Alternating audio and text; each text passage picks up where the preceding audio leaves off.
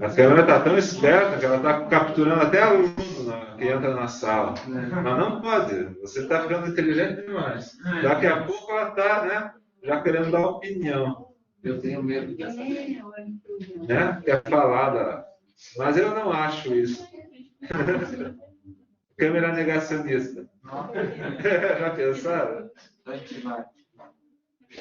Ô, senhor, mas é provável, porque tem gente que é PhD e fala umas coisas absurdas. É bem possível. Eu diria que... Às vezes eu sinto falar. Antigamente, né, quando você queria fazer uma piada assim, dizer que o mundo era engraçado, né? Você diz assim, esse mundo é uma bola. Né? Hoje em dia vai ter gente que vai dizer, eu não concordo. Ah, mas vai dormir.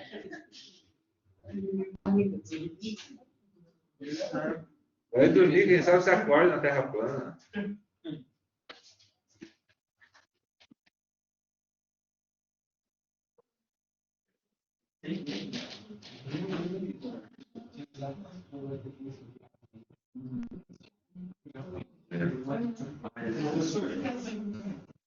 Diga. Antes de fazer essa aula, teria como o senhor esclarecer os trabalhos que o senhor já fez, por favor? Sim. Eu olhei no celular e me perdi no meio do plano. Você poderia ler, eu comento, porque senão eu vou falar alguma coisa, você vai não, pô, mas você falou diferente na sala. No plano do simulado de ensino, o senhor pediu alguns textos, né? Quais os problemas fundamentais da estética do Essas são as atividades formativas para a chamada, né? Isso. Aí, o que incluiria outubro e novembro, que caracteriza o pensamento moderno sobre arte? Isso. A aula de hoje. E o que é a indústria cultural? Isso. Isso seria para a presença, correto? Isso. Agora, para vocês, não. Né?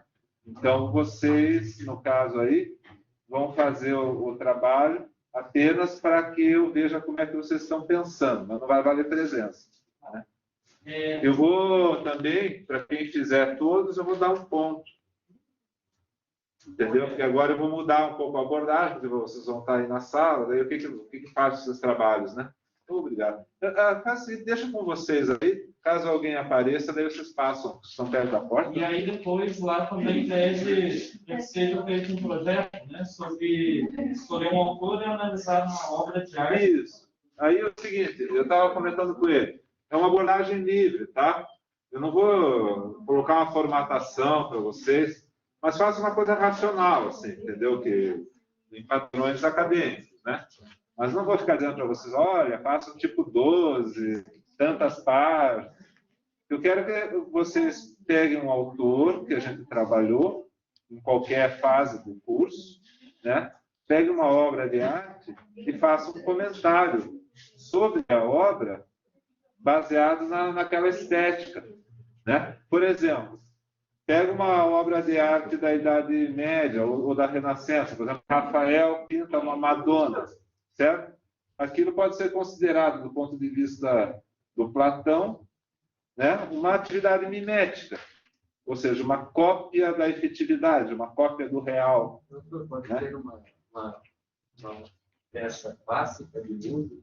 Pode. Só que é o seguinte, ele só tem que anexar a peça de música, né? Por exemplo, se vocês forem discutir, dá para fazer isso também. Dá para vocês discutirem, já que eles apareceram juntos na aula, né? A estética do Hegel e do Schopenhauer baseada numa peça de música, né?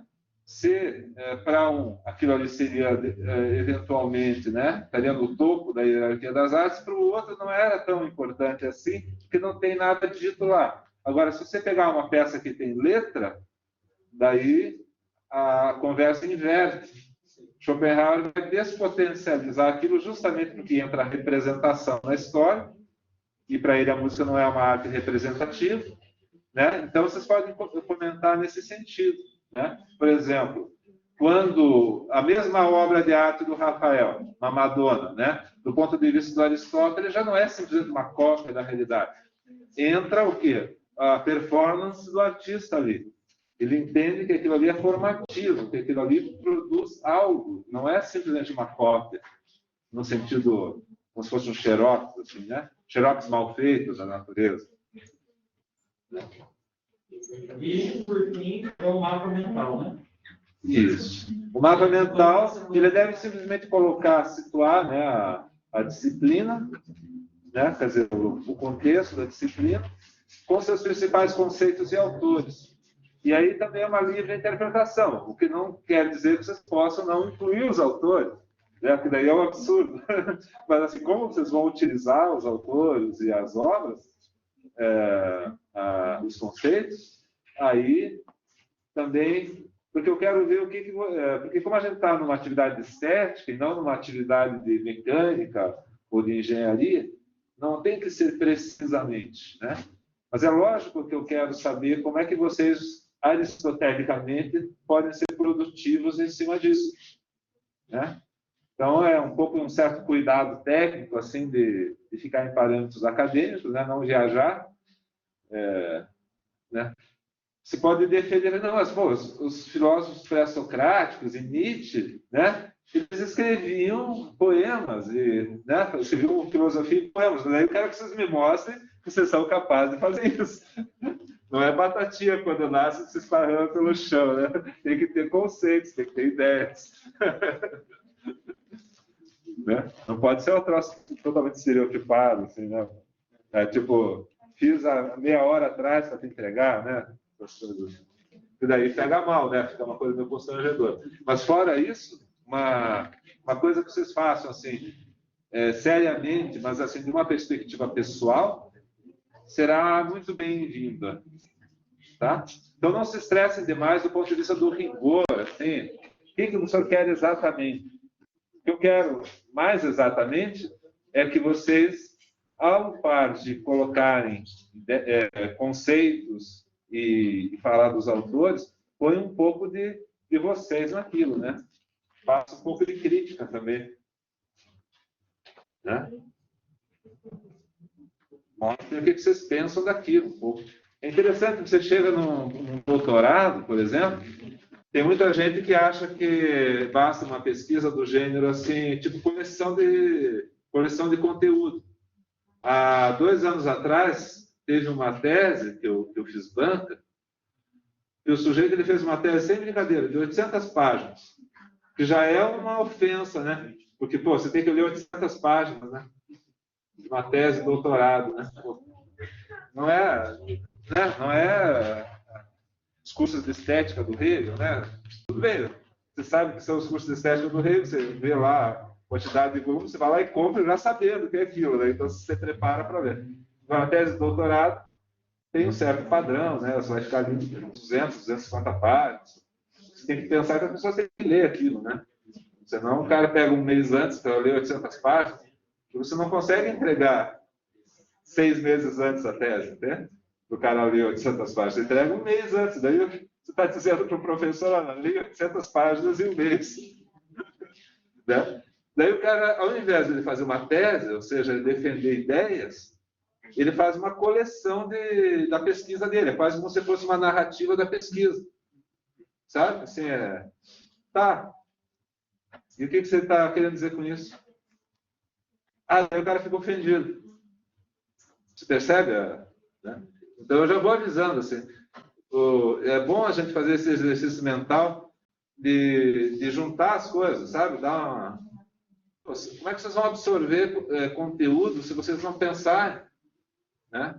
E se a gente vê que tem gente que chega no doutorado com essa mentalidade, é porque na graduação isso aí deve ser mais abundante, né? Porque, pensando que a pessoa passou por todo um treinamento para poder fazer a tese e ainda assim faz coleção de conteúdo, né? Então, e em estética piorou, né? Porque é mais interessante. Deixa eu ver se eu estou conectado bem aqui. Não, só para, de repente, o pessoal de casa. A gente tenta esquecer o pessoal de casa. Ir até aí? Mas por que, gente? Eu não posso ver esse caso, senhor. Ai, você. Aqui, ó. Não sou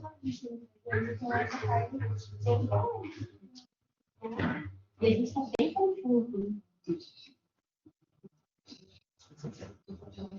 Mas isso aqui é o. Você faz parte da turma de. Ah, de história, não, isso aí eu esquece. Vocês têm que fazer o TDE de vocês. Entregar nota. Ainda bem que a tua dúvida é essa. A gente estava bem confuso com isso. Aliás, isso é uma outra coisa. Quem não for de história e de filosofia tem que me comunicar para ver o que faz, entendeu? A gente. Olha lá, gente. Estão abusando da. Então, olha só. Resolveu? Qualquer outra dúvida? Eu estou com um monte de mensagens não respondidas das minhas 3 turmas por causa dos congressos, tá? Aí me cobraram um elevado preço em termos de ter que resolver problemas, porque são os 3 são internacionais, foram 2 já, né? 2 internacionais, e o terceiro é mais internacional ainda.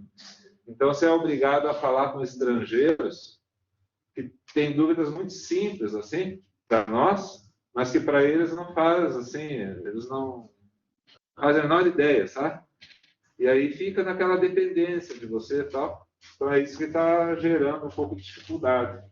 Fora o fato da gravidez, né, que agora tem muita demanda de médico e coisa assim, então eu estou meio zureta nesse semestre, então eu peço desculpa, tá, por não ter dado instruções melhores.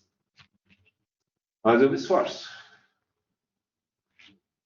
Então, olha só, né, eu coloquei dessas vezes 2 pares, porque eu achava muito interessante a gente olhar eles em contraposição. No caso aqui, Nietzsche e Baudelaire, Charles Baudelaire é um poeta francês, ele não é um filósofo.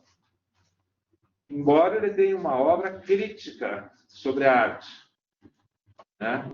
Isso é um troço interessante, entendeu? Até um certo tempo, não existia a ideia de um artista escrevendo sobre arte. Né? Na Renascença, Varese escreveu sobre arte, mas ele era um amigo dos artistas. Ele era um cara que convivia com Michelangelo. Vocês já pensaram nisso? O cara que fez a Capela Sistina janta comigo. Né? O negócio, né? Fez lá o Davi, né? Uma coisa maravilhosa, né? Pintou a imagem de Deus no teto da Capela Sistina. Pensa que se um papa vai chegar para você e dizer, você topa pintar a Capela Sistina? Eu estou a fim de remover aquele afresco lá do Michelangelo. Eu não gosto daquele negócio lá. Meu Deus, você vai remover não é o patrimônio cultural da humanidade do negócio. Você vai dizer, olha, desculpa, mas pede para outro, né? E o Varese convivia com Leonardo da Vinci e tal. Mas ele não era ele mesmo um artista, né? Assim, nesse sentido. Mas o Baudelaire, já alguns séculos mais tarde, era. Então, isso é uma mudança de mentalidade. O artista falando sobre arte, teorizando. Não é mais só o papel do filósofo. Né? Então, isso no século XX aumentou muito também. Né? O artista falando de arte e reivindicando o direito, né, de ser crítico enquanto artista. Isso culminou no final dos anos 60, início dos anos 70, na chamada arte conceitual, que é uma coisa muito interessante. Assim, eu ficava revoltado quando eu era novo com arte conceitual. Você chegava assim, tinha uma moça, citando um exemplo, né, sendo criativo aqui para dar um exemplo, tinha uma tela branca, né, e uma mosquinha lá. E aí, do lado da tela, uma descrição, né, assim, tipo 2 páginas de texto para explicar a obra, né, conceitualmente. E eu ficava revoltado. Isso aqui é arte ou filosofia, né?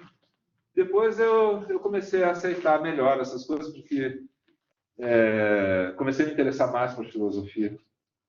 Aí, né? Mas eu entendo os artistas quando eles não gostam que o filósofo meta o bedelho, que o psicanalista meta o bedelho no trabalho deles. Estão revoltados com o Freud, porque o Freud resolveu fazer análise psicológica, né? patografia, né? Biografia patológica, né, dos artistas. Patografia. Parece que é coisa de Pato Donald, né? Assim, né? Patografia. Porque no Pato Donald tinha assim, né? O tio Patinhas não era milionário, ele era quaquilionário. Quaquilionário quer dizer muito milionário. Em linguagem de pato. Mas é isso, então. O Baudelaire é um artista e é um pensador. Ele fala sobre arte, mas não só fala sobre arte. Ele fala também sobre moda como arte. Olha só, pela primeira vez a moda entra como um conteúdo artístico. E olha só o que ele... Diálogo com Platão. Né? Não é diálogo de Platão, é diálogo com Platão. A moda como correção da natureza. Olha o conceito dele. A moda corrige a natureza. Entendeu? A maquiagem corrige a natureza. A aparência corrige a essência. Vamos dizer assim, não é uma cópia. É uma proposição. Né? Eu me prefiro desse jeito. Hoje em dia, quando as pessoas customizam as coisas, quando elas se tatuam, quando elas, sei lá, mudam, fazem uma plástica, né? Mudam o próprio corpo, sei lá, cortam um dedinho. Tem gente que faz esse tipo de coisa, né? Coloca chifre. Não tem? Sujeito que fez cara de demônio, assim, fez um monte de plástico para parecer demônio. Pô, isso ele se arrepender, né? Isso é coisa do demônio. Se arrepender, né? Não fazer a cara do demônio, mas se arrepender é coisa do demônio.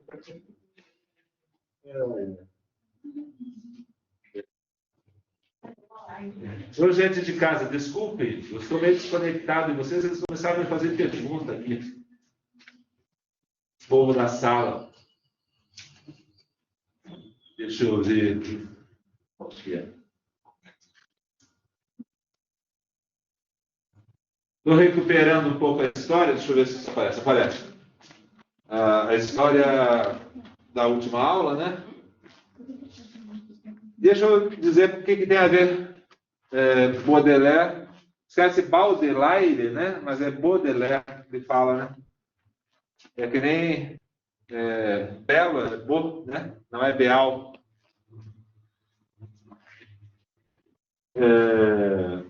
O Nietzsche foi tradutor do Baudelaire para o alemão, dos escritos íntimos do Baudelaire. Nunca publicou, mas traduziu inteirinho. Né? E muitas das ideias nietzschianas são de extração francesa. Esse slide não está aparecendo, pessoal. Não? Qual que está, então? Deixa eu imprimir aí. Esse aqui. Aqui é essa guia. Certo. Agora foi, gente? Obrigado pela ajuda. Se você puder até dar uma monitorada. Então, até se aparecer alguma mensagem aí no chat de pergunta ou comentário, vocês me avisem, tá? Fazendo a gentileza, só porque é meio complicado para mim. Essa é a principal dificuldade que eu notei nesse ensino híbrido. Se eu não ficar sentado na mesa, eu me desconecto de alguém. Né? Então, a gente precisa aprender a lidar. Eu acho que a principal maneira é vocês me ajudarem um pouquinho a dar um toque se está acontecendo alguma coisa que eu não sei. Mas muito obrigado. Então, o Nietzsche tem muito de Baudelaire, muito, mas isso não é muito falado dentro vamos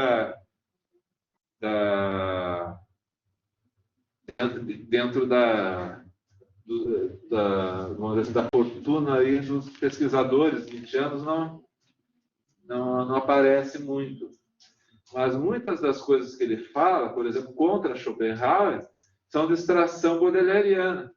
Ele utiliza de modo bastante livre, mas você percebe que ele tem uma influência... O termo ferro, do Le Placide de Lefebvre, é do Baudelaire ou é só Fleury? Stendhal. Stendhal. Mas é ali muito próximo, sabe? A ideia, por exemplo, né, de que a compreensão da arte como um prazer estético, né, é muito de extração francesa. né? Não é o que tiro da vontade, como quer o Schopenhauer, né? Que a arte meio que te tira do mundo real e coloca no outro mundo, e daí é como se fosse uma espécie de sedativo, sabe? Sei lá, um opiáceo, né? Um haxixe, alguma coisa assim, sabe? Que tira você da realidade. Assistiram Era Uma Vez na América, filme do Sérgio Leone? Estou fazendo uma pergunta assim, bem bombástica.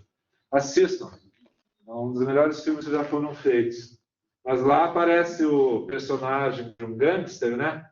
E quando ele quer sair da realidade, ele vai para uma casa de ópio que funciona no fundo de um bar, fuma lá o cachimbo de ópio e sai da realidade, fica anestesiado. Então, estou comparando com esse tipo de coisa. Assistir o filme ao invés de fazer. Então, o Nietzsche diz, não, a arte, pelo contrário, intensifica a vida. Então, é uma diferença, assim. O que um busca, né? Um busca a serenidade que não tem. E o outro busca intensificar. Né? Porque o Schopenhauer era tudo menos um cara calmo, tranquilo. Né? Um dia ele ligou com a senhoria do prédio dele, antes dele mudar para o hotel, e empurrou ela escada abaixo. Né? Tipo, eu fico me imaginando eu lá no meu prédio empurrando a zeladora escada abaixo, porque ela está limpando o chão com que boa, e isso dá alergia. Isso acontece, tá? Daí a reação qual é? Empurrar ela escada abaixo, como se ela tivesse culpa. Mas o Nietzsche não. O Nietzsche é um cara que, assim, existencialmente, assim, né, fisicamente ele é adoentado, mas ele quer saúde. Ele está em busca, ele utiliza a filosofia, o pensamento, inclusive, como uma potencialização da saúde. Né? Uma tentativa de ser mais saudável. Ele diz assim, eu sou intrinsecamente saudável, a doença é um acidente. Né? E já o Schopenhauer era saudável até demais. Por isso que ele combatia um pouco essa saúde, né? No sentido de se acalmar um pouco, né? Sossega o facho. Né? Isso se transfere para a filosofia. Por quê? Porque a filosofia é uma espécie de radiografia emocional também do seu autor. Né? Queria dizer que é objetivo. Ciência não é objetivo, imagine a filosofia. Né? Mas olha só, um efeito do belo é acalmar a vontade. Toma lá uma maracujina, a arte como maracujina. E aqui está, né, duas fotos do Nietzsche em épocas diferentes, mais velho e mais jovem, no tempo da Basileia, quando ele era ainda um filólogo. Aliás, Nietzsche sempre foi um filólogo. Mesmo quando ele se tornou filósofo, ele continuou filólogo. O hábito dele, por exemplo, genealógico, é um hábito filológico. Então, ele transferiu o conceito da filologia, que não estava muito esclarecido na filologia, mas ele sacou como podia lidar com aquilo e transferiu isso para a análise do quê? Dos valores humanos. Esses valores são condicionados historicamente. Né? Isso é anti-schopenhaueriano também, mas, de certo modo, se aproxima da lógica do Hegel, a ideia de você perceber as coisas historicamente. Né? E o Schopenhauer não. O Schopenhauer desvaloriza o transcorrer do tempo, né? E tem a ideia de que as coisas são recorrentes. Muda para permanecer o mesmo. Aonde que isso vai aparecer depois? No Wittgenstein, no primeiro Wittgenstein. Muda para permanecer o mesmo. Ou, o outro pode dizer assim, né, permanece o mesmo para mudar. Mas é uma inversão de valores. Né? Eu estou com tanto sono, já que eu estou lacrimejando. Não estou triste, não. E essa máscara, ela fica pegando aqui também. Aqui é a expressão assim, mais coloquial que eu coloquei aqui para vocês entenderem. Né? Nietzsche entendia muito a missão dele como filósofo, a ideia de destravar a humanidade, né? Tirar os arreios e as travas da humanidade. Né? uma missão meio, assim, meio gigantesca, né, que você coloca. Mas ele tinha um entendimento interessante, por exemplo, no Zaratustra. Zaratustra não é literal, né? É uma imagem. Você coloca ali um sujeito que parece aqueles místicos, né, do passado distante. Zaratustra estaria ali nos primórdios, né, dos primeiros códigos de ética, e seria um cara bem moralista na origem. E o Zaratustra do Nietzsche é o contrário. É um sujeito que diz assim para os discípulos dele: não me sigam. Tipo Forrest Gump. Vocês viram Forrest Gump? Esse vocês viram? Sim. Então, Forrest Gump, o cara ele começa a correr costa a costa, porque ele começa a correr, não tem motivo. Não tem razão. Certo? Quando ele olha para trás, tem um monte de gente seguindo, achando que aquilo ali é uma inspiração. Né? Daí chega uma hora e ele resolve voltar para casa, para cuidar da fazenda de camarões do amigo lá. Sei lá, posso estar confundindo alguma coisa. Mas digamos que seja assim a história. Né? Daí, vou parar de correr. E a gente, como é que fica? Sei lá, façam o que vocês quiserem. Fica todo mundo perdido, né? Porque precisa de um líder. Né? E o Zaratustra do Nietzsche é a mesma coisa. Né? Chega uma hora que ele, com o perdão da palavra, dá um chute no fundilho dos discípulos e manda eles cuidarem da vida deles, né? Para serem bons discípulos. Né? Se você quer ser um bom discípulo, então vá cuidar da sua vida. Né? E anti-Platão também, né? Não só anti-Schopenhauer. Você veja, né? A tendência que quem vem depois precisa negar o passado para se afirmar. Isso não é nem bom nem ruim. Né? É apenas uma certa tendência. O que vem depois, que admirava Schopenhauer, de repente começa a perceber a sua própria peculiaridade, a sua própria existência, como que eu sou, e aí eu começo a ver meus pontos de divergência e me afasto. Né? E isso acontece de modo recorrente. Por exemplo, Aristóteles ensinou Platão durante 10 anos depois da morte do Platão, e só depois ele foi ensinar a filosofia dele. Mas quando ele foi ensinar a filosofia dele, era uma outra coisa. Né? Totalmente diferente. Pedir licença, vocês vão enxugar os meus olhos, porque essa aula é muito difícil, gente. É difícil. Então, olha só o que ele fala aqui. Na arte, precisamente a mentira se santifica. Olha só que coisa louca. A mentira se santifica. Né? Por quê? Porque aqui é lógico que ele não está querendo dizer enganar os outros no sentido moral da palavra. Ele está querendo dizer que se cria uma ilusão e essa ilusão ela é percebida como real. Certo? Quando você faz um filme, você não fica lá pensando, mas isso aí é tudo bobagem, porque é um filme. Professor, a parada da verdade em sentido dessa moral vai nessa direção também? Ou não? Vai no sentido seguinte, né? Perspectivismo. Não é que Nietzsche diga assim, qualquer coisa pode, tipo negacionismo. Né? Não coloca qualquer coisa aqui, porque tudo é a mesma coisa. Não é assim. O problema é que a mesma coisa pode ser vista de ângulos diferentes e, portanto, as pessoas chegarem a versões diferentes a respeito do mesmo fato. Mas existe o quê? Existe a experiência. Desde o nascimento da tragédia, Nietzsche está focado no problema da experiência. Certo? O sofrimento é real. Aí ele vai concordar com Schopenhauer. Né? Nós somos seres que sofrem mais do que os outros, porque a gente tem consciência. Se a gente não tivesse consciência, a gente não sofria tanto. A gente sofreria o imediato, né? Assim, diga. Assim, Nietzsche ele se opõe a Platão, porque Platão não gostava da arte, porque ela prendia as pessoas na ilusão. Na ilusão. Caso Nietzsche, ele é a favor da arte porque ela pode expressar através de uma ilusão, uma verdade. E isso é aristotérico da parte dele. Ou também pode transmitir mensagens reflexivas também. Sim, claro. Você pode criar um mito, como Platão faz, aliás. Cria um mito, né, um troço totalmente fora de contexto, certo? Para expressar um pensamento que, de outro modo, né, sem a analogia, não funcionaria. Então, a metáfora, a analogia, é o que faz justamente o conhecimento avançar.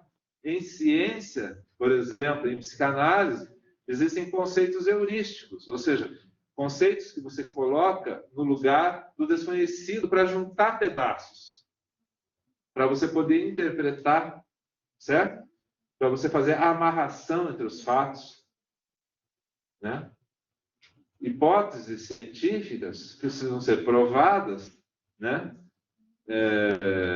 Mas que elas estão ali, parecem que são funcionais, elas podem se transformar em conceitos heurísticos. São conceitos não necessários do ponto de vista. Não é a mesma coisa que você dizer que todo sujeito que está na Terra está sujeito à gravidade, né? Isso não é heurístico, mas dizer gravidade é heurístico. Você não sabe o que é a gravidade em si, né? Você pode explicar como funciona a gravidade, mas dizer o que ela é, aí já é mais embaixo, né? Tem que dar uma explicação sobre a própria essência da vida. Quer dizer, por que uma força é uma força? Ah, mas daí você está complicando demais a minha vida, né? Por que tem que ter aquela força e não outra? A criança faz esse tipo de pergunta para irritar o filósofo e o pai, né? Tá, você está me explicando, tem gravidade, mas por que tem gravidade e não tem outra força? Ah, mas daí eu não sou Deus, né? A pessoa responde assim, mas, guri, vai tomar Nescau, vai. Porque os seres não nada. Exato. São perguntas que parecem assim meio idiotas, né? O olho do senso comum acha que aquilo é idiota, porque você vai se preocupar com isso, cara. A gravidade está aí. Se você pular, né? Você vai cair de novo no chão. Isso prova que existe a lei da gravidade, certo? Porque você não sai flutuando por aí. Tá, mas o que é a gravidade? Né? Mafalda, já viram a Mafalda? O Quino que morreu? Mafalda é especialista em fazer esse tipo de pergunta, né? O pai dá uma resposta do senso comum para ela, e ela devolve com uma pergunta filosófica, né? É interessante. Bom, para você poder falar essas coisas, muitas vezes você precisa de uma, entre aspas, de uma mentira. Pode usar a expressão ilusão, né? Expressar através de uma ficção alguma coisa que, de fato, é uma verdade humana. Isso fica expresso, por exemplo, nas tragédias, né? O paradoxo da existência, você não saber o que vai acontecer com você. Você age bem, leva na cabeça. Não tem gente que fica revoltada com isso? Ah, mas eu fiz tudo certo e ainda levei na cabeça. E o outro lá fez tudo errado, né? Tipo, você não fez o trabalho, né? Só copiou, tirou 10, né? E eu que fiz o trabalho, que me dediquei a estudar, tirei 9. Como é que pode um troço desse? Eu sei que ele só copiou os troços da internet, né? Fica revoltado. É trágico.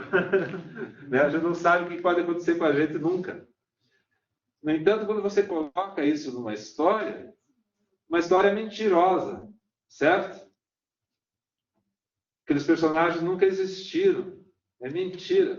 No entanto, aquilo que eles expressam é verdadeiro. É nesse sentido que Nietzsche está... por isso que ele fala se santifica, né? Por quê? Porque ela não está ali para enganar o outro, no sentido como Platão dá a entender, né? Esses caras aqui, eles não são educativos, né? Porque eles ficam falando um monte de coisa que não existe, inclusive levam o povo a se revoltar contra os líderes, né? Na República, ele quer a obediência do povo, né? Acha que as pessoas têm que ter senso de hierarquia, né? Mas pode ser que a arte diga o contrário, né? E que isso expresse uma verdade também. Talvez, se eu ficar aí como rebanho, né? Como gado, né? Pode ser que eu perca um pouco o bonde da história e prejudique os outros, né? Prejudique todo mundo ao mesmo tempo.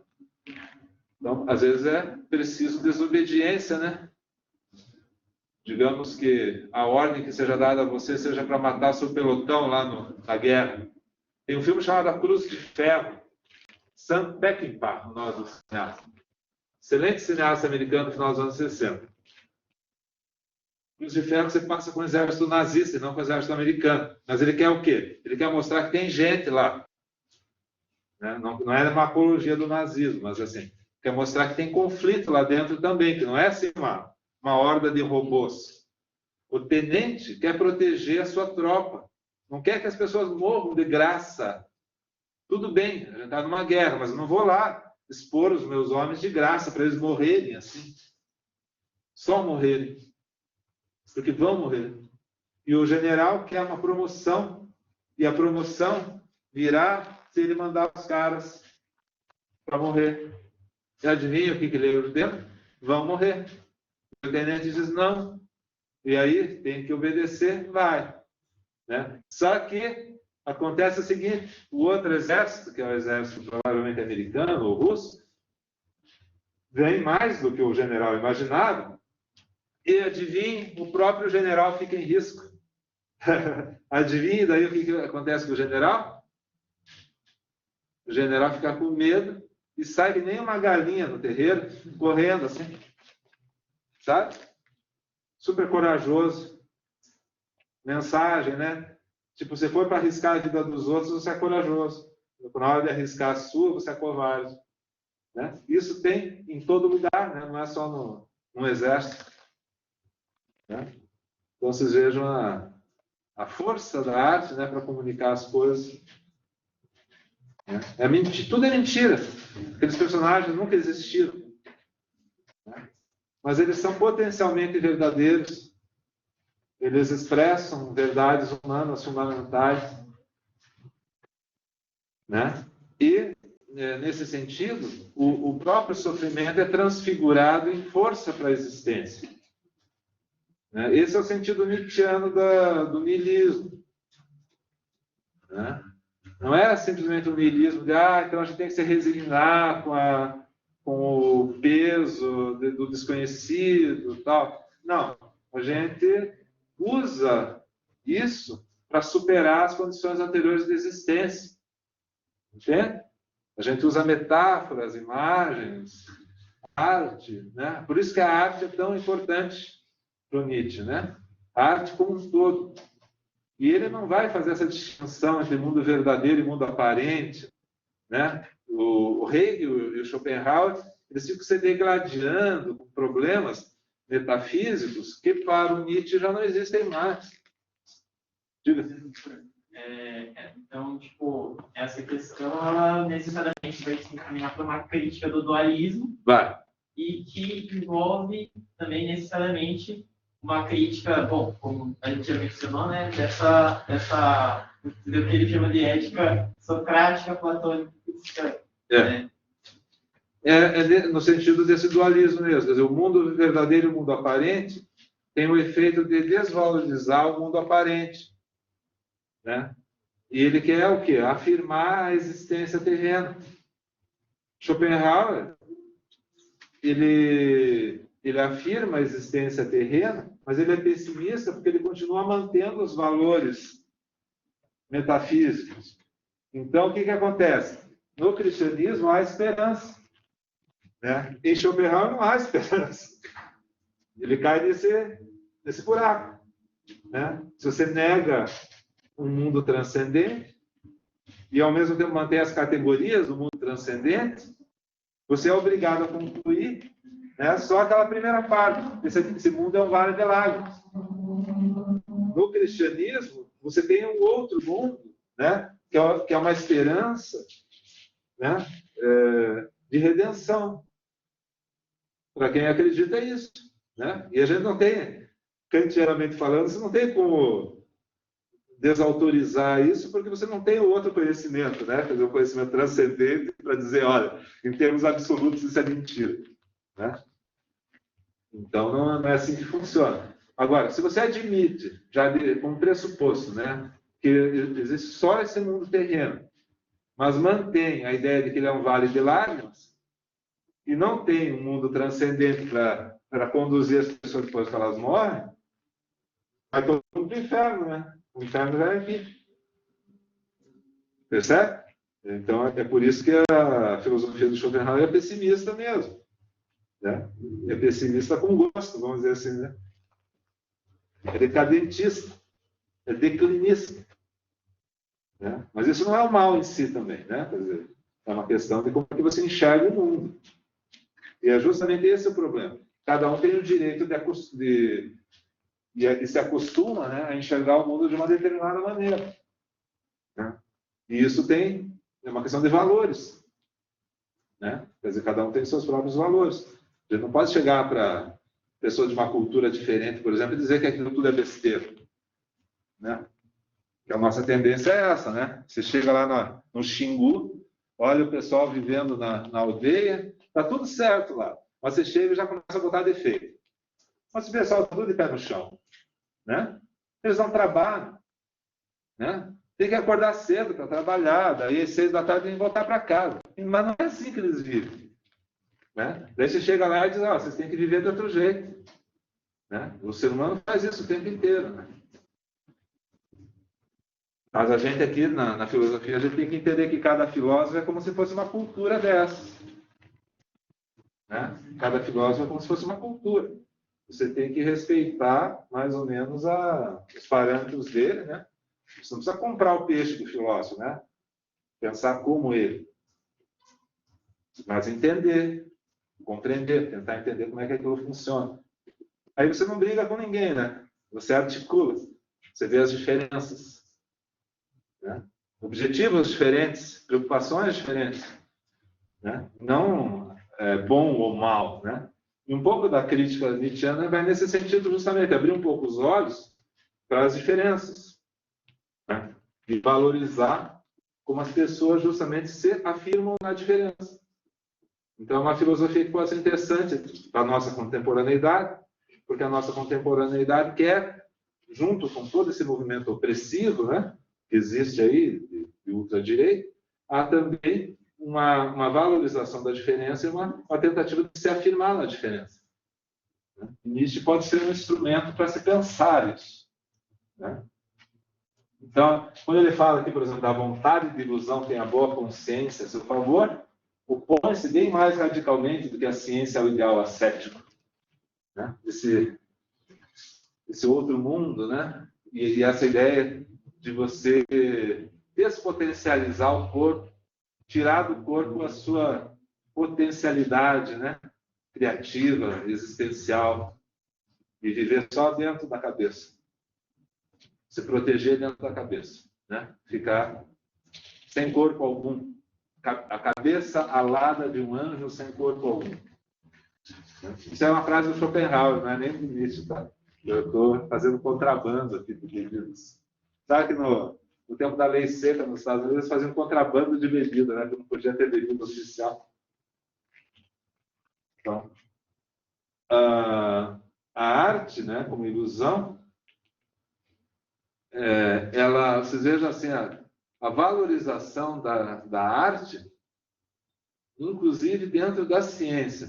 Ontem, na nossa aula da pós, que eu vou colocar no canal Tópicos de Filosofia da Psicanálise, ainda está baixando lá no meu computador, o Giacoia fez um comentário interessantíssimo a respeito disso, né? Que é exatamente como a boa ciência tem muita arte. Né? A má ciência, ela é aquela coisa dogmática, né? Que quer as coisas de um certo jeito e não se coloca como ciência, precisamente, que é esse aspecto extraordinário da ciência, né? Que é a criação do novo mundo, do mundo que ainda não existe, uma compreensão que ainda não existe.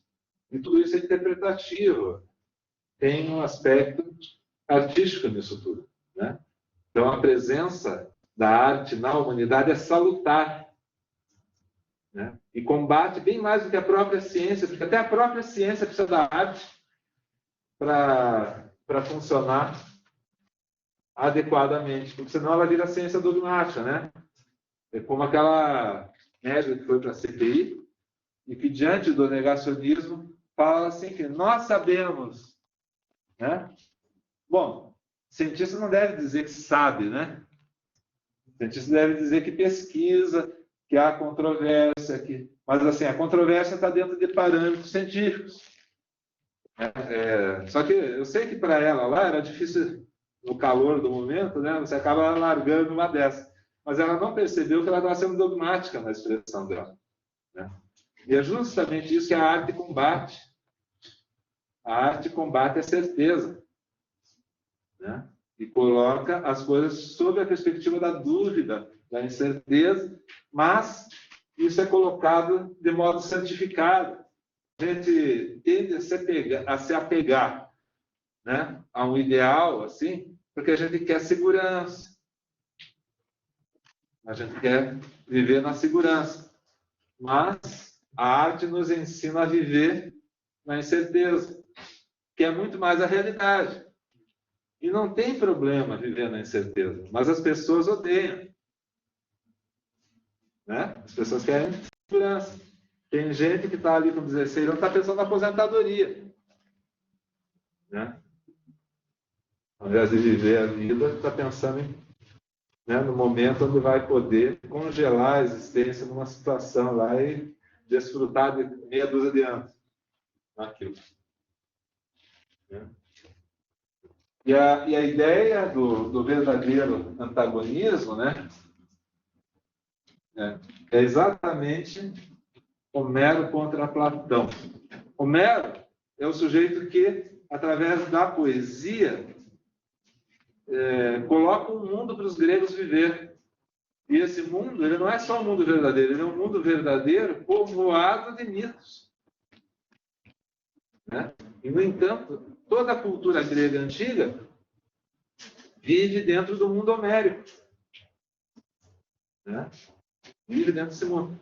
E na República, o Platão vai combater isso, esse mundo homérico.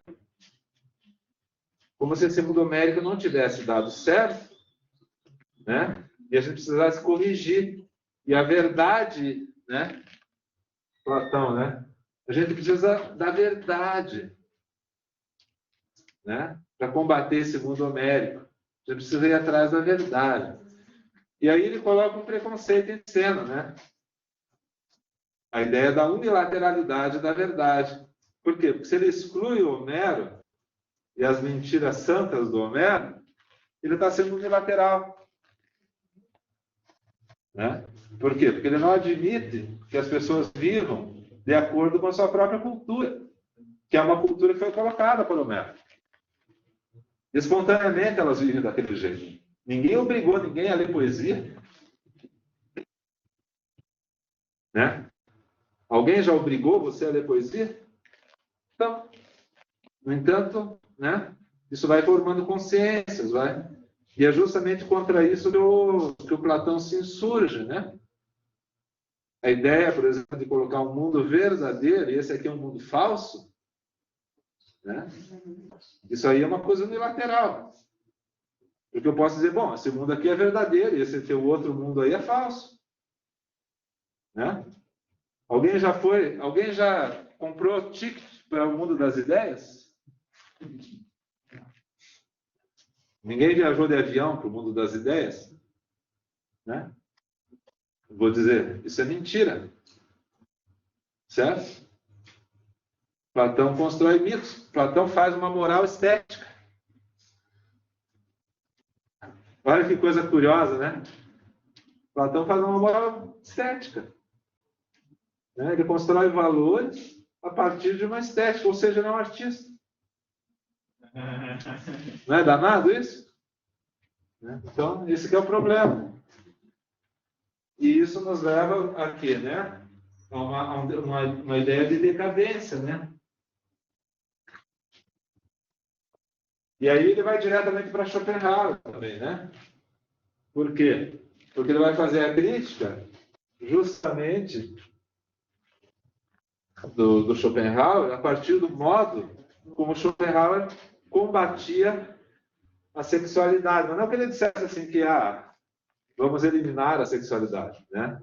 Mas ele dizia assim que a sexualidade era a afirmação da vontade, era a afirmação do querer. E o que a ética dele busca, embora não seja uma ética prescritiva, ele não é um médico da cultura como Nietzsche, né? Nietzsche é bem mais afirmativo, ele não prescreve nada, mas ele diz assim que o corpo é pura vontade, portanto, o corpo inevitável. Você pode pôr a máscara, por favor? Aqui na sala, só de máscara, tá, gente? Por favor. Educativo. Educamos-nos uns aos outros. O corpo, ele é um problema. É um entrave para a nossa espiritualidade. Bom, isso Schopenhauer está reproduzindo séculos de história, né? Ele não está fazendo nada de diferente. O corpo é visto como inimigo, né? Assim como a mulher é vista como inimiga também. Por que eu queimo mulher na fogueira? Eu queimo mulher na fogueira porque ela é parente do demônio que me provoca os desejos. E isso me tira a espiritualidade. A pergunta que vocês, mulheres, devem fazer é: o que eu tenho a ver com o teu desejo, né? Mas não é assim que essas pessoas pensam. Elas pensam que o outro é que provoca nelas o mal. Não é problema delas, entendeu? É problema do outro. Mas o ser humano não é muito assim, né? Joga para o outro a responsabilidade sobre o que ele mesmo é. Nessa questão a gente vê tanto que, principalmente hoje em dia, né, de atribuir um problema, ou sei lá, até crimes, a alguma obra, né? Tanto que teve a reportagem domingo que todo mundo estava comentando, que a Record fez, falando do perigo de séries para os jovens, né? Da influência negativa de séries que tratam de morte. E você vê que, em vez de se assumir o problema da pessoa, um problema psicológico, um problema de criação ali, familiar que acontece, as pessoas tendem a culpar alguma coisa, uma arte. A questão é que nós, diante da arte, diante de qualquer coisa, né, o que a arte faz conosco? Ela produz um espelho do nosso próprio inconsciente, né? Nós enxergamos na arte, nos objetos do mundo, o que a gente mesmo é, né? Então, quer dizer, não quer dizer que a gente tenha que pensar do mesmo jeito a respeito do que fazer com a questão da sexualidade, etc, etc, né? Ou com a questão da espiritualidade. Mas acontece que existe, né, uma responsabilidade de cada um pelas suas próprias paixões, né? Então, assim, né? Schopenhauer, fica aí na sua, cara. Não transfere a sua própria neurose para a humanidade inteira, né? Se você é pessimista, não tem problema, né? Mas assim, né? Deixa os outros em paz, né? Seja chato. E é mais ou menos essa crítica do Nietzsche, né? Olha, é o seguinte: você olha essa ideia do Kant, né, de impessoalidade, de universalidade, né, que é uma tentativa de se colocar de um ponto de vista racional, objetivo, é uma tentativa, né? O Kant mesmo na antropologia, ele não diz que a gente consegue isso. O imperativo categórico, por exemplo, não é tão fácil assim. Você chegar a uma convicção sobre como eu devo agir, né? Antropologicamente falando, não é nem um pouco fácil, né? Uma coisa é o que está escrito na Bíblia, outra coisa é como eu ajo, como eu consigo agir, né? Amai-vos uns aos outros. Beleza, acho isso maravilhoso. Eu, particularmente, acho essa uma coisa bonita, né? Imagine, né? Tipo John Lennon, assim, imagine um lugar onde todos, né, amam uns aos outros. Pô, é melhor do que um lugar onde as pessoas se odeiam, né? Não. O problema é o seguinte: as pessoas são muito diferentes entre si, tem gente cruel, né? Tem grupos humanos que dominam outros grupos humanos, cometem chacinas, genocídios, né? E como é que eu vou fazer para amar essa gente? Né? Amar o teu egoísmo, amar a tua crueldade, né? É uma exigência ética danada, né? E se eu, no meu imperativo categórico, digo que eu tenho que fazer isso? Tenho que amar as outras pessoas, né? É uma É uma barra, né? Provavelmente eu vou me sentir muito culpado o tempo inteiro, né? Porque eu saio de casa com o ideal de amar você, mas aí alguém me faz uma crítica, eu já chego de... Vocês não veem meu biquinho, aqui não, eu estou fazendo biquinho. Né? Não me ama. Ele não me ama. Então eu não amo ele também. Pronto. Né? Então, essa ideia do Kant, né, da impessoalidade. Schopenhauer transforma isso, né, numa espécie de castração, entendeu? Da sexualidade. Como se essa impessoalidade kantiana, né, que é olhar o problema com um certo distanciamento crítico, intelectual, e analisar racionalmente o problema para tomar uma decisão, ele transforma isso, né, essa belo é o que agrada sem interesse, né, porque o interesse é assim, você recua, né, você se distancia do problema. Você transforma isso aqui assim, ó, sem libido, né? Belo é o que agrada sem que você tenha interesse sexual pela coisa, né? Assim, por quê? Porque na nossa vida cotidiana, por Schopenhauer, tudo é sexualizado. Entende? Não é a sexualidade que é um caso do interesse. É o interesse que é um caso da sexualidade atenuada. Percebe? A sexualidade é o núcleo da existência para o Schopenhauer e para o Freud. Né?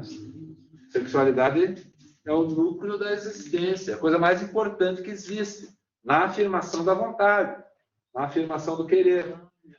E o que ele quer é negar o querer. Logo, nega a sexualidade.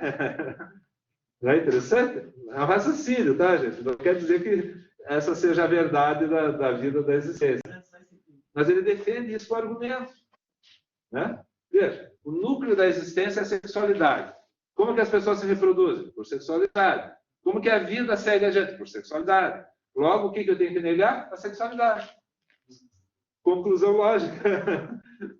Dentro desse tipo de argumentação, certo? E o Nietzsche vai fazer essa denúncia. Né? Ó, você está confundindo Kant com você, cara. Né? Você é assim, Kant não é assim. O Kant não está dizendo que nem que a gente seja capaz, né, de fazer esse distanciamento. Na antropologia, ele fala que isso é a coisa mais difícil que tem.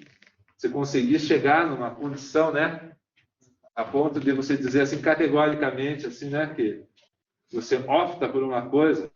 Imagine, pela racionalidade, eu decido que tal coisa não vai mais acontecer comigo. Daqui a pouco eu estou fazendo aquilo que eu falei que eu não ia fazer, certo? Quando eu me distraio, eu estou fazendo. Tipo no carro, né? O sujeito, não, mas veja, eu estou consciente agora de que se eu correr demais eu vou bater, posso atropelar uma pessoa. Daí o cara se distrai, quando ele vê, o carro está a 150 por hora. Ele tem que reduzir. Ou então ele pensa assim, pô, agora eu já estou a 150 mesmo, da próxima vez eu começo. Né? Álcool é a mesma coisa, né? Putz, esqueci, estou bebendo de novo. Bom, da próxima vez eu paro. Né? Da próxima vez. O imperativo categórico, entre aspas, está lá. Né? Não beberás. Né? Não beba mais café, tá? Não sei se é café que você está bebendo, só estou usando como imagem. É. Daí você pensa assim, tem que ir para a aula, de repente você está fazendo café. Né? E eu tenho o imperativo categórico, né? Não devo beber café. Cheguei à conclusão que não é uma coisa boa. E Schopenhauer vai confundir isso com a própria ideia da sexualidade, que ele combate. Nietzsche, num fragmento póstumo dele, não publicado, ele diz assim, Schopenhauer era o inimigo número 1 da sexualidade. Expressão engraçada, né? Inimigo número 1 da sexualidade. O que não quer dizer que Schopenhauer fosse um homem emasculado, né? Ou frio, neutro. Muito pelo contrário. Era conhecido por ser um sujeito apaixonado. Você vai dizer, mas você é contraditório, né? Não, expressa justamente a dor dele de não conseguir se controlar. Né? Ele conclui agora Diga. que Kant ali, né, analisa a arte do ponto de vista do espectador. Isso. Mas assim, né, ele nega as questões empíricas e fala sobre a racionalidade. E o conceito de arte dele passa pela liberdade e pela uma análise racional. Eu fiquei meio confuso. Como é que analisa o ponto de vista do espectador, pegando as questões empíricas através da racionalidade? Aí, Então, ó,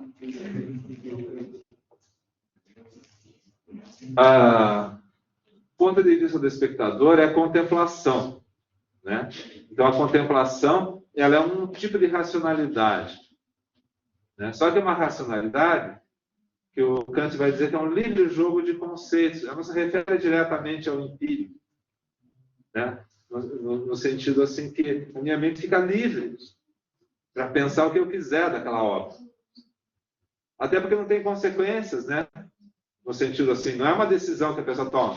Se eu pensar tal coisa de uma obra de arte, então o mundo vai cair.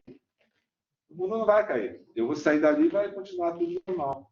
Então, ele pensa assim que a tua mente, ela fica, né, livre para pensar o que quiser daquela obra. Basicamente é isso, né?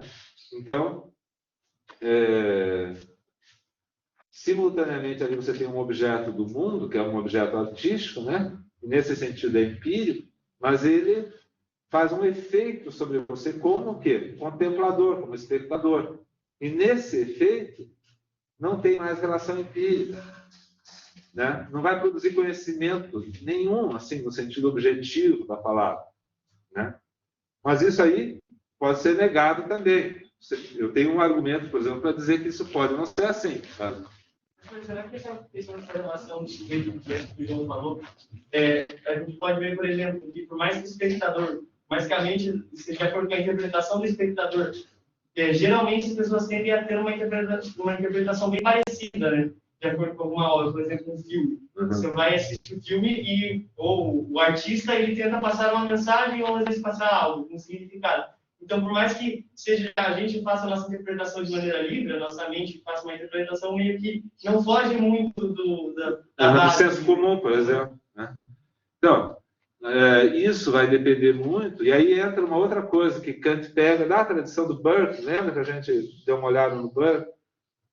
A ideia de você fazer o quê? Uma educação estética da humanidade, né?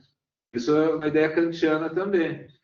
Então, quando esse livre jogo, né, de representações no cérebro humano, ele pode ser, vamos dizer assim, turbinado, né, amplificado, intensificado, aprofundado pelo conhecimento da arte, né? História da arte, para as historiadoras da mesa, parece bingo, né? Agora eu veria essa imagem do bingo, né? Que está se direcionando à mesa tal, onde tem a ganhadora do bingo.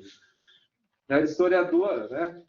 A ideia da história da arte, né, ela é importante justamente para a formação do gosto, né? Quando você vai fazer um juízo de gosto, você é livre. Agora, qual que é o teu fundamento? Qual que é o teu background? Qual que é, né, a tua história em relação à arte para você poder fazer um julgamento daquela obra?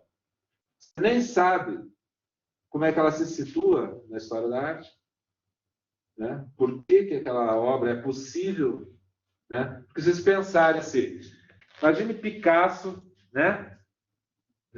Com um quadro cubista, né? Uma mulher que ele pinta um retrato com um olho na testa. Imagine Picasso no século XVIII na França, França formalista, né? Onde, entre aspas, bem platônica, assim, né? A arte tem que imitar a natureza. Eu tenho que olhar para a mulher real, né? E tenho que, no quadro, ver a mesma pessoa, né? E aí eu penso assim, como é que eu devo fazer a luz para reproduzir o real, né? Daí bota o Picasso lá, né? Picasso chega para o salão, em Paris, vim escrever minha pintura no salão. Daí eu mostro um quadro cubista, né? Ele poderia até ser considerado, agora, por nós, antecipatório, certo? Não, o cara estava né? Estava à frente do seu tempo. Mas o que ia acontecer com ele lá? Iria ser rechaçado. Iam dizer, o cara é maluco. Isso não é arte, pelo amor de Deus. Você está brincando comigo? Você quer que isso aí seja arte? É? Imagine, então, se vocês pegarem, né, expressionismo abstrato dos anos 60 e levarem lá para Paris no século XVIII. Não tem nada. Kandinsky, né? Bota um quadro já na fase mais abstrata do Kandinsky na frente. Eu acho que eu estou vendo um cachorro ali, né? O crítico de arte. Mas será mesmo que é o cachorro? Mas, rapaz, vai se internar. Isso aí não é arte, coisa nenhuma. Né? Então, esse juízo de gosto ele pode ser aprimorado e algumas coisas podem vir na arte exatamente pela antecipação do futuro. Diga. Então, aqueles testes do Rorschach lá, eles têm, tipo, em mente essa possibilidade de ver algo onde, teoricamente, não tem. Claro, sim. Isso é uma gestalt, né? Por quê? Porque a tendência que já percebida desde o Platão de você formar unidades, desde Empédocles, na verdade. Né? Uma tendência a formar unidades, a você tornar aquilo todo coerente.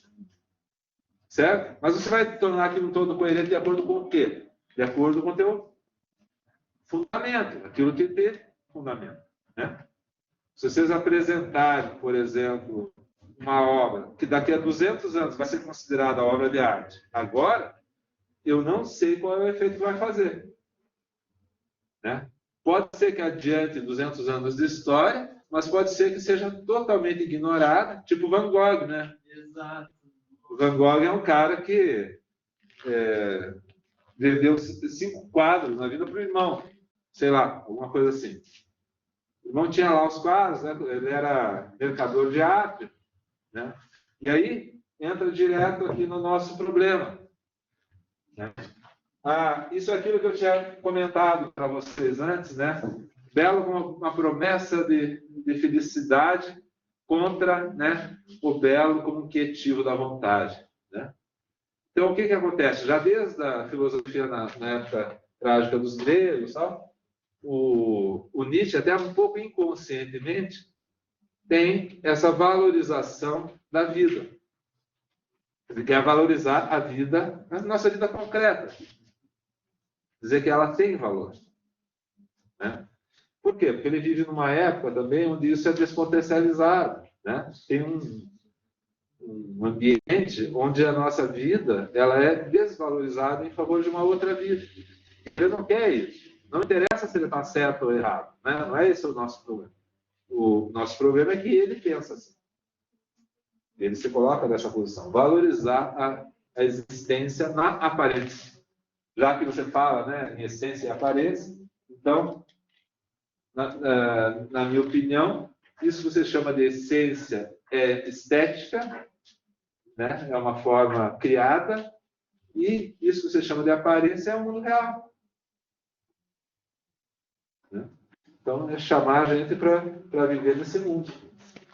Novos baianos. Alguém já ouviu falar dos novos baianos? Né? Não? Ouçam falar, porque dá para ouvir a música deles. Então ouçam falar, ouçam eles falarem. Assim, tem uma música dos Novos Baianos que diz assim: se não há outro mundo, por que não viver neste mundo? Essa é uma pergunta bem nietzschiana. Né? Se não tem o mundo da essência, só tem o mundo da aparência, então por que você não pode viver aqui? Né? Mas daí ele parte do pressuposto que não há um mundo inteligível, que não há um mundo transcendente, que não há outro mundo. Para quem acredita que há outro mundo, daí o problema já é diferente, né?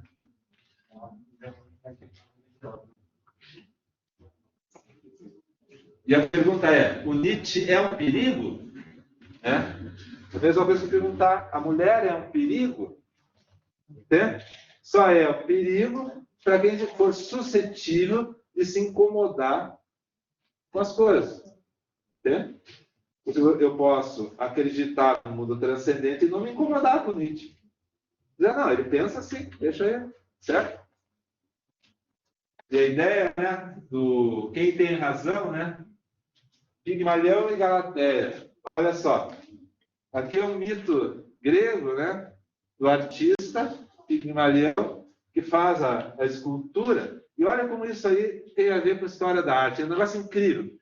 O grego foi o primeiro, né, na história da humanidade, que colocou a arte de um ponto de vista poético, no sentido de que há uma evolução do próprio artista no decorrer da existência.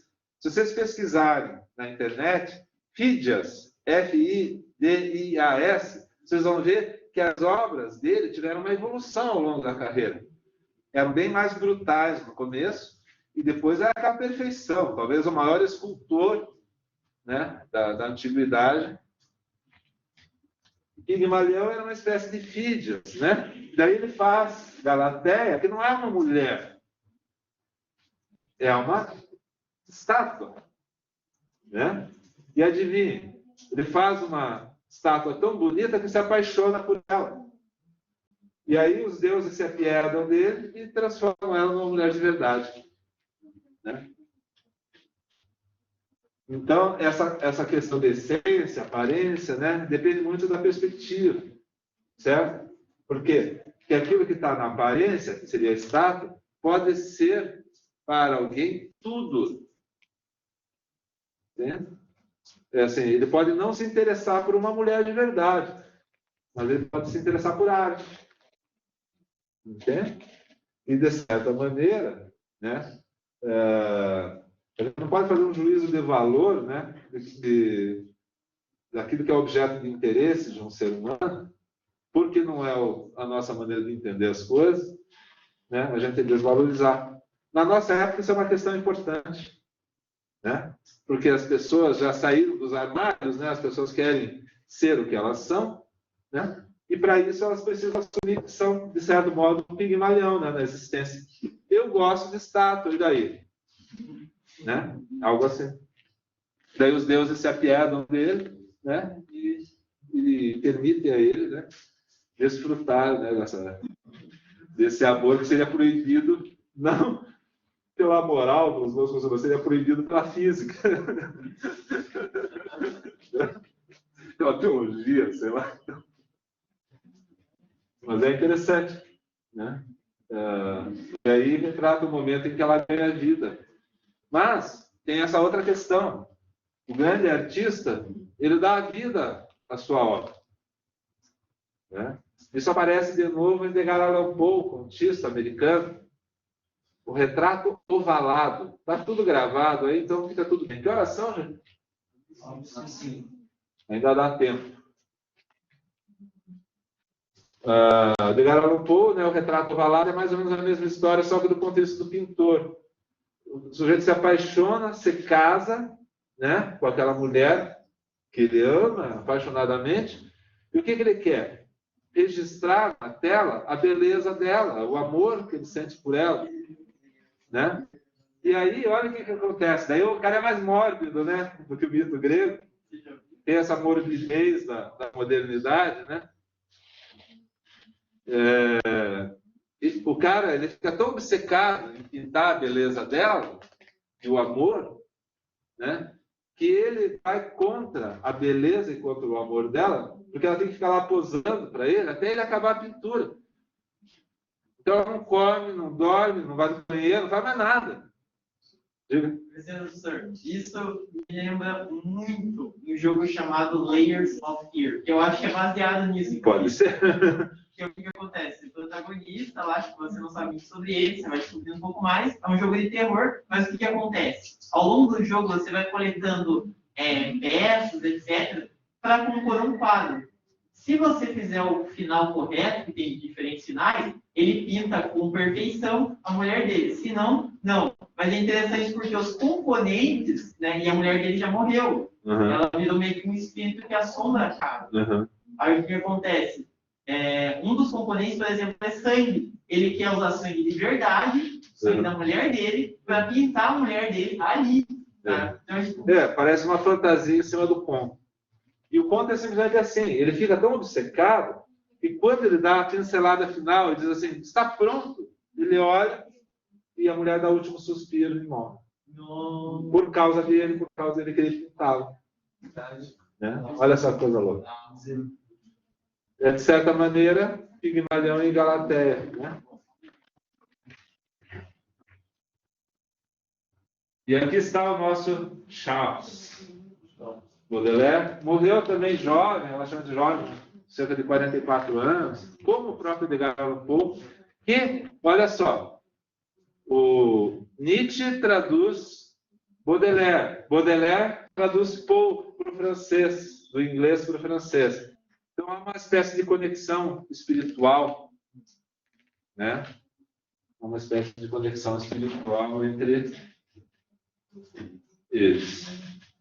E aí tem um negócio interessante. Por quê? Porque, assim como Nietzsche, Baudelaire tem uma formação religiosa, mas ele meio que escapou do mundo da religião. Continua... O Schopenhauer, ao contrário, ele não teve formação religiosa, inclui elementos religiosos na filosofia dele de um ponto de vista ateu, vamos dizer assim. E o Baudelaire, não, ele é uma espécie de cristão torturado. Né? Torturado pela culpa, pela sexualidade, né? Pela morbidez. Enfim, né? Ele vive um conflito moderno em relação à religião. Depois, quando Nietzsche vai dizer Deus está morto, é por causa de gente que nem o Baudelaire, que não consegue mais viver de acordo com a religião, vive no mundo moderno, vive na cidade, vive no ambiente urbano e perde a conexão com o sagrado. Né? De acordo com o mundo antigo, o mundo que existia antes. E ele é o poeta da modernidade, ele é o cara que inventa a modernidade de um ponto de vista estético. Ele que vai falar das multidões, pega isso também do Poe. O Poe começa, o Edgar Allan Poe começa. Existe um ponto do Edgar Allan Poe chamado O Homem das Multidões. Então está lá o sujeito, ele está convalescente de uma doença grave, e o Edgar Allan Poe, o narrador, né, diz assim, olha, quando as pessoas se recuperam de uma doença grave, vem uma energia meio infantil, assim, né? E o mundo fica todo colorido de novo, fica todo interessante de novo, porque saiu daquele estado adoecido, né? Onde você fica encolhidinho, e de repente fica tudo lindo, maravilhoso, porque eu voltei à saúde, né? E ele pega o sujeito bem nessa hora, e esse cara começa a observar um homenzinho que está lá no meio da multidão, se interessando por tudo, ele fica curioso, e ele percebe, daí fica seguindo o cara a noite inteira, até de madrugada, percebe que o cara só vai aonde tem gente. Mas não tem pessoas que são assim, que elas não conseguem ficar sozinhas, que elas sempre têm que estar onde tem gente. E ele pega um cara desse, é o homem da multidão. Então, ó o tema, multidão. Isso não é um tema da Renascença, um tema medieval, um tema da atividade clássica.